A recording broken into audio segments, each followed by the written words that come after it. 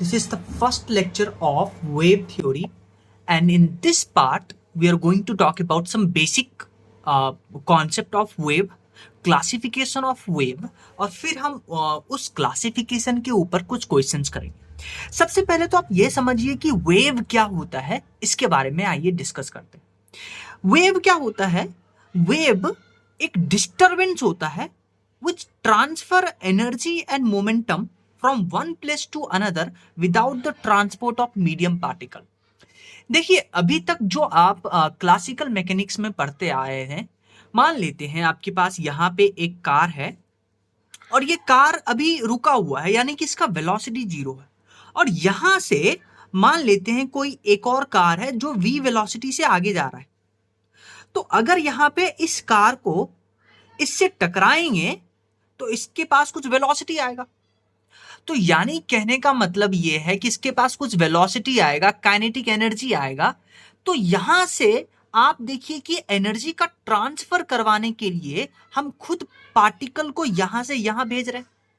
पर क्या हो कि अगर अगर एनर्जी और मोमेंटम का ट्रांसफर करना है बिना पार्टिकल को एक प्लेस से दूसरे प्लेस ले जाकर के, तो वो तरीका है वेव। तो वेव क्या होता है? It is a disturbance which transfer energy and momentum from one place to another without the transport of medium particle. अब देखिए, वेव को हम अलग अलग तरीके से क्लासीफाई करते हैं, अलग अलग बेसिस पे क्लासीफाई करते हैं। तो आइए हम बात करने जा रहे हैं क्लासिफिकेशन ऑफ वेव। जो फर्स्ट बेसिस हम पढ़ेंगे वो है on the basis of requirement of medium, कि वेदर एक वेव को प्रोपगेट करने के लिए मीडियम जरूरी है या नहीं जरूरी है। तो उसमें हम दो तरह का वेव डिफाइन करते हैं, एक मैकेनिकल वेव और एक नॉन मैकेनिकल वेव, जिसको इलेक्ट्रोमैग्नेटिक वेव भी बुलाते हैं। अगर किसी वेव को प्रोपगेट करने के लिए मीडियम रिक्वायर्ड है तो ऐसे वेव को मैकेनिकल वेव बुलाते हैं। So the wave for which medium is required for their propagation, but medium should have two properties.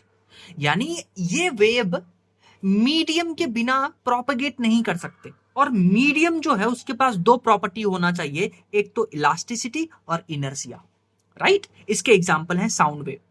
और ऐसे वेव जिनको medium is not necessary for their propagation, ऐसे वेव को हम नॉन मैकेनिकल वेव या electromagnetic wave बुलाते हैं, जिसका एक एग्जांपल आपको पता है लाइट वेव जो होता है उसको मीडियम की जरूरत नहीं होती है प्रोपगेशन के लिए। Very important. नेक्स्ट जो क्लासिफिकेशन है वेव का, वो है on the basis of direction of energy transfer. मतलब कि एनर्जी जो है वो 1D में ट्रांसफर हो रहा है या 2D में या 3D में ट्रांसफर हो रहा है। सो ऑन दैट बेसिस हम तीन तरीके से वेव को क्लासिफाई करते हैं, 1D wave, 2D wave and 3D wave. 1D wave जैसे वेव प्रोड्यूस इन स्ट्रिंग, आपको पता है एक स्ट्रिंग में जब वेव प्रोड्यूस होता है तो जो एनर्जी होता है वो 1D में ही ट्रांसफर होता है, इसलिए इसको 1D वेव कहते हैं। जब हम बेसिकली किसी वाटर के सरफेस पे अगर हम एक पत्थर फेंकते हैं तो वहां जो वेव जनरेट होता है वो 2D वेव है। और जब हम बोलते हैं या साउंड ऑफ लाइट वेव, आपको पता है लाइट जो होता है वो हर एक डायरेक्शन में प्रोपगेट करता है। आप यहाँ पे लाइट जलाते हैं तो आपके पूरे कमरे में रोशनी फैलता है, तो उसको बुलाते हैं 3D वेव। तो ये सेकंड हो गया क्राइटेरिया कि किस बेसिस पे हम वेव को क्लासिफाई करते हैं। नेक्स्ट जो हमारे पास बेसिस है, अभी जो बेसिस था वो था डायरेक्शन ऑफ एनर्जी ट्रांसफर। अब हम बात कर रहे हैं on the basis of energy transfer. तो on the basis of energy transfer इसमें दो तरीके के वेव होते हैं, प्रोग्रेसिव जिसको ट्रैवलिंग वेव बुलाते हैं, और नॉन प्रोग्रेसिव या जिसको स्टैंडिंग वेव बुलाते हैं। ध्यान से सुनिएगा, अगर आप एक लिमिटेड बाउंड्री में बेसिकली वेव का प्रोपगेशन करवाते हैं तो ऐसे वेव को हम नॉन प्रोग्रेसिव या स्टैंडिंग वेव बुलाते हैं। So the wave in which energy exist in a bounded medium, energy सिर्फ एक बाउंडेड मीडियम में प्रेजेंट होता है and do not propagate, known as stationary wave या स्टैंडिंग वेव। इसको जैसे ऑर्गन पाइप में जो वेव होता है उसको बुलाते हैं स्टैंडिंग या नॉन प्रोग्रेसिव वेव। लेकिन अगर बाउंडेड सिस्टम नहीं है, तो ऐसे ऐसे सिस्टम में, नॉन बाउंडेड सिस्टम में जो वेव का प्रोपगेशन होता है, the wave in which energy propagates with finite speed to unlimited and unbounded medium, उसको बुलाते हैं प्रोग्रेसिव या ट्रैवलिंग वेव। नेक्स्ट जो हमारे पास टाइप्स हैं, क्लासिफिकेशन है वेव्स का, वो है on the basis of vibration of medium particle. यानी कि मान लेते हैं अगर आपके पास एक वेव इस डायरेक्शन में जा रहा है, तो हो सकता है जो मीडियम का पार्टिकल होगा वो वेव के डायरेक्शन के परपेंडिकुलर वाइब्रेट कर रहा होगा, या हो सकता है मीडियम का पार्टिकल वेव के अलोंग, डायरेक्शन ऑफ वेव के अलोंग प्रोपगेट या वाइब्रेट कर रहा होगा। तो ऐसे बेसिस पे हम वेव को दो टाइप्स में डिवाइड करते हैं, transverse wave and longitudinal wave. देखिए अगर मान लेते हैं वेव आपका एक्स एक्सिस में जा रहा है और मीडियम पार्टिकल वाई डायरेक्शन में वाइब्रेट कर रहा है, तो ऐसे वेव को हम ट्रांसवर्स वेव कहते हैं। यानी कि the wave in which direction of vibration of medium particle, यानी कि vibration of medium particle is perpendicular to the direction of propagation of wave. इसको समझ सकते हैं इस डायग्राम से भी। देखिए direction of propagation of wave है इधर और मीडियम पार्टिकल ऐसे वाइब्रेशन कर रहा है, right. So vibration of particle is perpendicular to direction of wave. जैसे अगर आप बात करते हैं एक स्ट्रिंग में जो वेव जनरेट होता है, उस स्ट्रिंग में जो वेव जनरेट होता है वो एक ही डायरेक्शन में वेव जा रहा है, इसलिए उसको 1D प्लस उसको मैकेनिकल वेव कहते हैं, क्योंकि मैकेनिकल वेव को ट्रांसफर होने के लिए मीडियम रिक्वायर्ड होता है, राइट।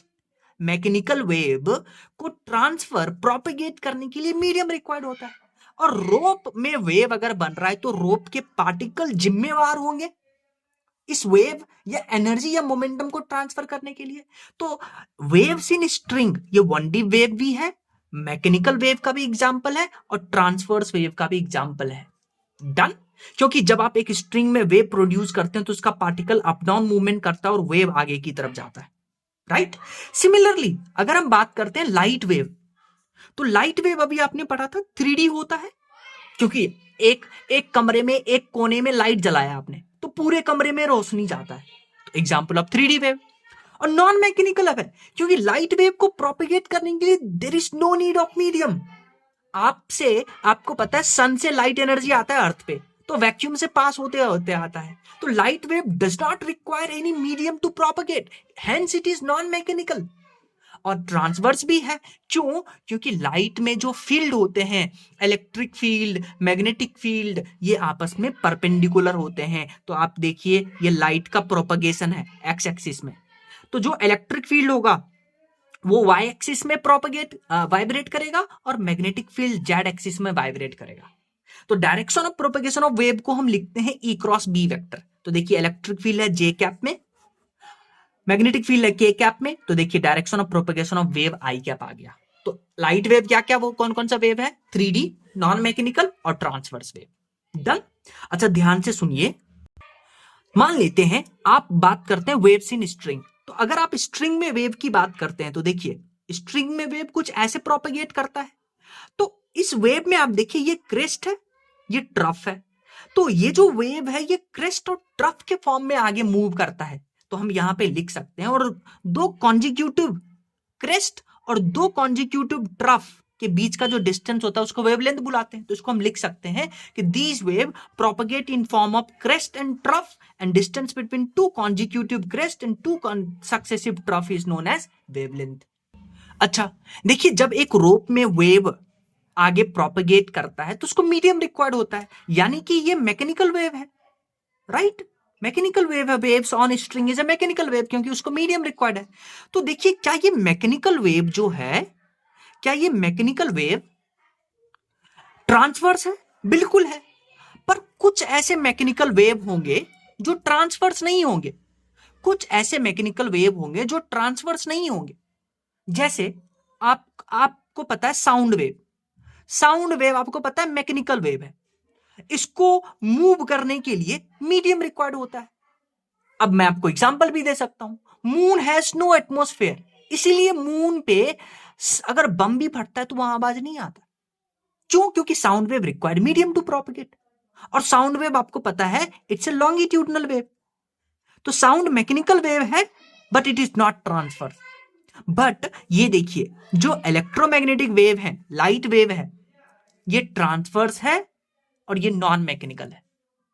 तो सारे नॉन मैकेनिकल वेव जैसे लाइट वेव जिसको मीडियम रिक्वायर्ड नहीं होता है वो सारे ट्रांसफर्स होते हैं, पर सारे मैकेनिकल वेव ट्रांसफर्स नहीं होंगे। So every non mechanical wave is transverse but every transverse wave is not non mechanical.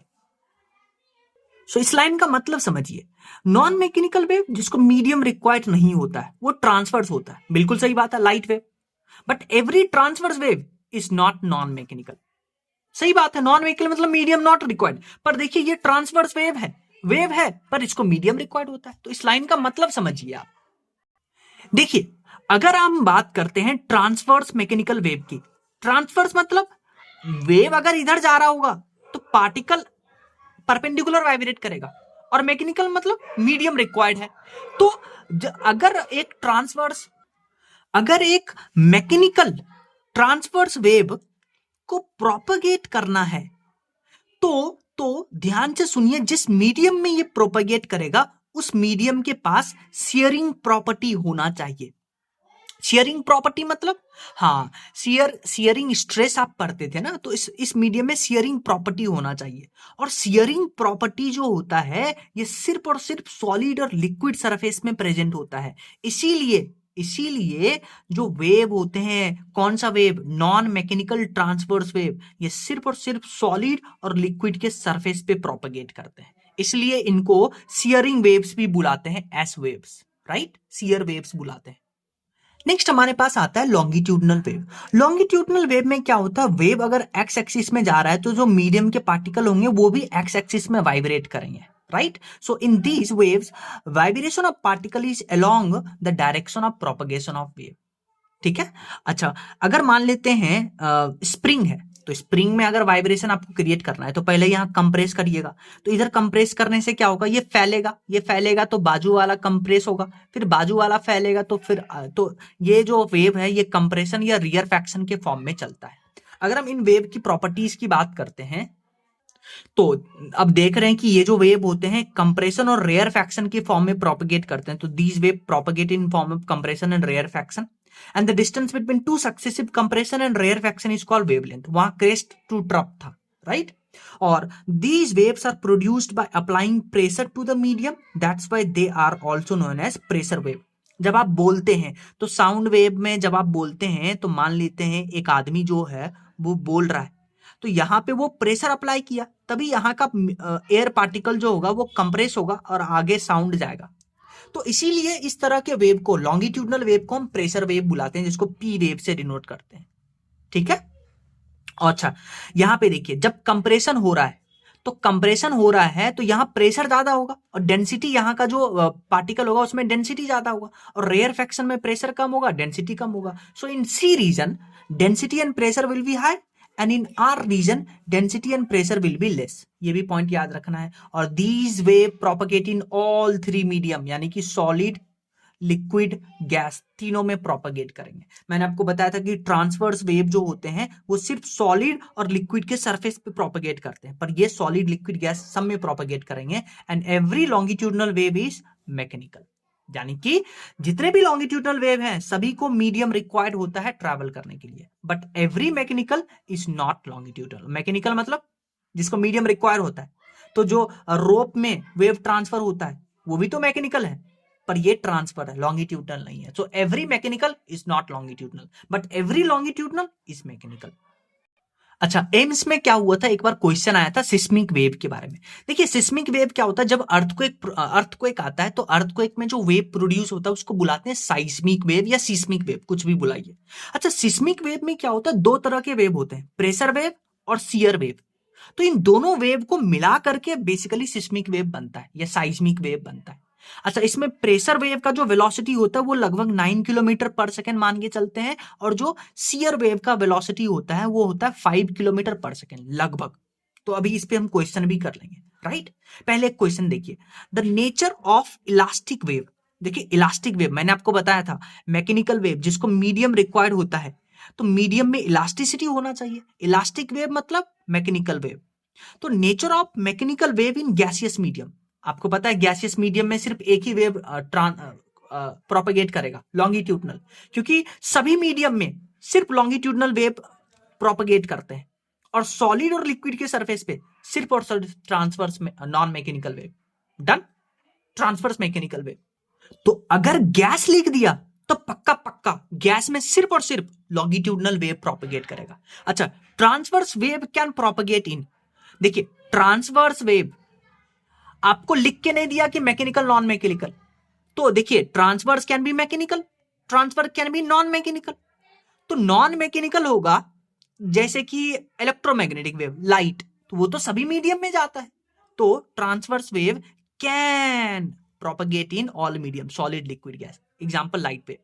The nature of a wave in gaseous medium can be, देखिए gaseous medium में nature of a wave in gaseous medium can be transverse भी हो सकता है, longitudinal भी हो सकता है। किसी गैस में आप लाइट वेव को पास करवाइए तो लाइट वेव ट्रांसवर्स होता है।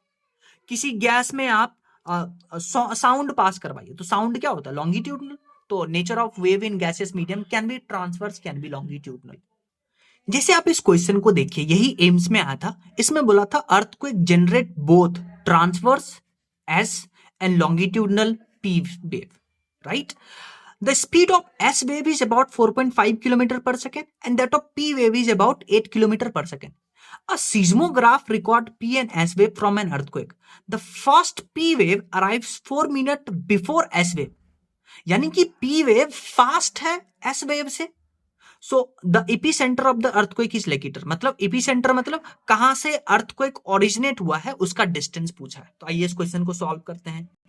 सो देखिए, आपको एस वेव का वेलोसिटी गिवन है 4.5 kilometre per second, P wave का वेलोसिटी गिवन है 8 किलोमीटर पर सेकेंड, और आपको बोला है कि जो एस वेव है, जो पी वेव है arrive 4 minute before the S wave. यानी कि अगर हम बात करते हैं बिफोर मतलब 4 मिनट पहले कौन अराइव किया, पी वेव। तो टीएस माइनस टीपी करेंगे तभी तो ये पॉजिटिव आएगा, क्योंकि अगर पी वेव पहले पहुंचा तो ये कब टाइम लिया, और अगर एस वेव बाद में पहुंचा तो ये ज्यादा टाइम लिया। तो ज्यादा माइनस कम करेंगे तभी तो +4 आएगा, और यही +4 तो दिया है दोनों का डिफरेंस। तो टीएस यानी कि S wave minus P wave का टाइम का डिफरेंस लेंगे, और आपको पता है स्पीड होता है distance upon time, speed is equal to distance upon time. तो आप टाइम को क्या लिख सकते हैं, डिस्टेंस अपॉन स्पीड। तो डिस्टेंस दोनों को सेम रीच करना है, क्योंकि अर्थक्वेक जहां से ओरिजिनेट हुआ वहां से दोनों वेव सेम निकलेगा, सेम डिस्टेंस पे जाएगा। तो यहां से लिखते हैं distance of S wave upon velocity of S wave, distance of P wave upon velocity of P wave, right. और यहाँ पे मिनट है, हम इसको सेकेंड में कन्वर्ट करेंगे तो यहां से आपके पास एक्स आ जाएगा, अप्रोक्सीमेटली 2500 किलोमीटर। नेक्स्ट हमारे पास कुछ और टर्म है, वेव वेलोसिटी ऑफ वेव को लिखते हैं v equal to N lambda, where N is the frequency, आपको याद रखना है, लैम्डा इज द वेवलेंथ, आपको पता है। वेव नंबर क्या होता है, वेव नंबर होता है एक मीटर में कितना वेव प्रेजेंट है उसको बुलाते हैं वेव नंबर, और न्यू बार से इसको रिप्रेजेंट करते हैं। न्यू बार होता है 1/λ। एक बार आपके पास क्वेश्चन आया था कि ओमेगा और न्यू बार में ग्राफ बनाइए, तो ओमेगा आपको पता है 2πf होता है। अच्छा, फ्रीक्वेंसी को क्या लिख सकते हैं, यहां से देखिए फ्रीक्वेंसी को लिख सकते हैं v/λ, राइट। अच्छा, v/λ और 1/λ को लिख सकते हैं न्यू बार। तो ये देखिए ये तीनों कांस्टेंट है, तो omega is directly proportional to nu bar, तो ओमेगा और न्यू बार में ग्राफ बनेगा स्ट्रेट लाइन। अच्छा, ध्यान से सुनिए, अगर एक वेव एक मीडियम से दूसरे मीडियम में क्रॉस करती है, एक मीडियम से दूसरे मीडियम में जाती है, तो आपको पता है वेलोसिटी तो अलग अलग होगा, वेवलेंथ भी अलग अलग होगा, बट फ्रीक्वेंसी सेम होगा, क्योंकि सोर्स सेम है, क्योंकि एक ही सोर्स से ये वेव निकला और दोनों मीडियम में गया। तो ये इंपॉर्टेंट पॉइंट याद रखिएगा।